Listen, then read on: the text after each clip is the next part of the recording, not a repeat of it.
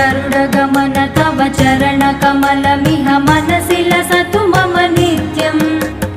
गरुडगमन तव चरणकमलमिह मनसि लसतु मम नित्यम् मनसि लसतु मम नित्यम् मम तापमपाकुरु देव मम पापमपाकुरु देव मम तापमपाकुरु देव मम पापमपाकुरु देव जलजनयन विधिनमुचिहरण मुख विबुध